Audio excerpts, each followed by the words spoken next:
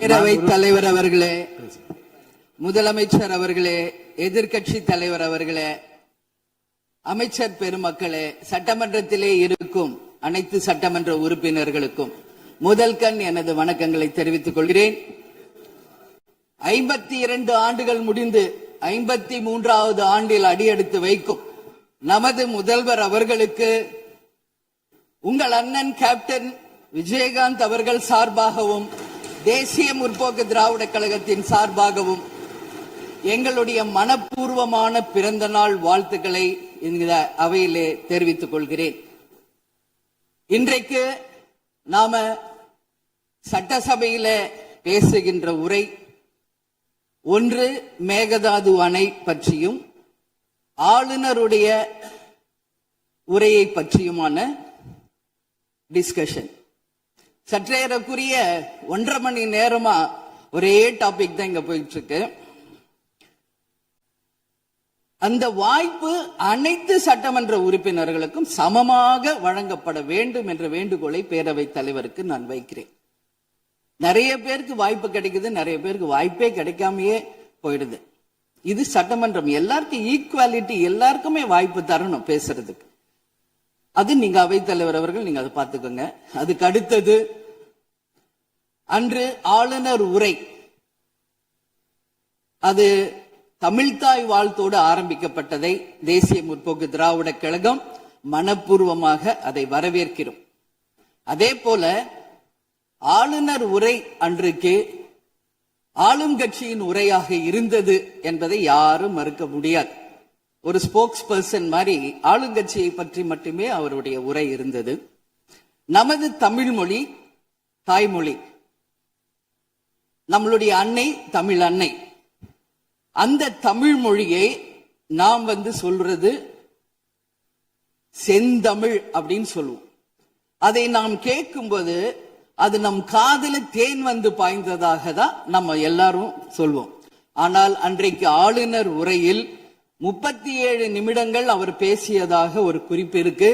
ஆனா 37 தவறுகள், தமிழை பற்றி உச்சரித்தவை அத்தனையுமே மிக மிக ஒரு வேதனையான ஒரு விஷயமாக இங்க நான் பார்க்கிறேன்.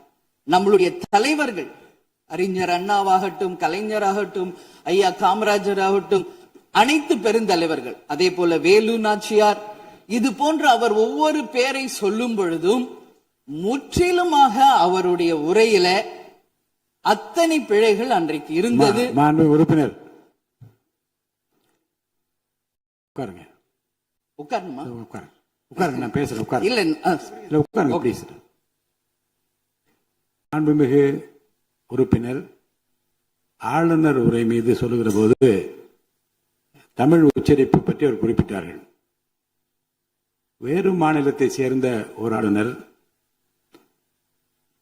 அரசின் சார்பில் இங்கே தன்னுடைய உரையை அவைக்கு படிக்க வந்தபோது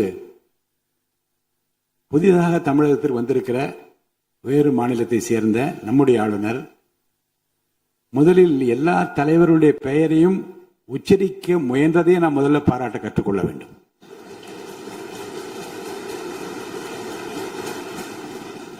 இன்னொன்று, எல்லா பெயர்களையும் விடாமல் படிக்க வேண்டும் என்று அவர் காட்டிய ஆர்வத்தை நீங்கள் பாராட்ட வேண்டும்.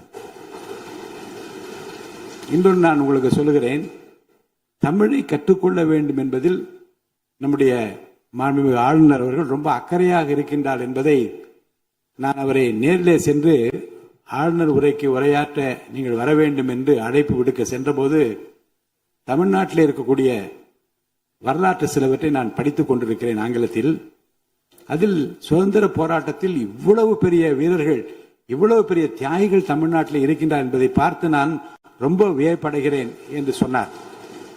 அப்புறம் இன்னொன்று சொன்னார், தமிழில் வந்தவுடனே நான் வணக்கம் என்று சொல்ல கற்றுக்கொண்டேன் என்று சொன்னார்.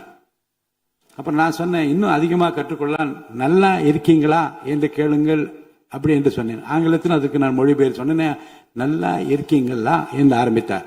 நான் உடனே பதில் சொன்னேன், நல்லா இருக்கேன், ஐ எம் ஆல் ரைட் என்று சொன்னேன். உடனே அதை ரிப்பீட் பண்ணார். இதை சொல்லுவதற்கு காரணம் என்ன என்றால், தமிழ்நாட்டுக்கு வந்திருக்கிற, நம் நிலைமையை புரிந்திருக்கிற நம் உணர்வுகளை புரிந்திருக்கிற ஒரு மாண்புமிகு ஆளுநர் இங்கே வந்து படிக்க முயலுகிற போது உச்சரிப்பு வருவது கொஞ்சம் சிரமமாகத்தான் இருக்கும். ஆனால் நம்முடைய கருத்தை முழுமையாக ஏற்றுக்கொண்டு கௌரவத்துடனும் கண்ணியத்துடனும் இந்த அவையை நடத்தி அவருக்கு நாம் நன்றி சொல்ல கடமைப்பட்டிருக்கோம். மேற்கொண்டு அதை விமர்சனம் செய்ய வேண்டாம் என்று நான் கேட்டுக்கொள்கிறேன்.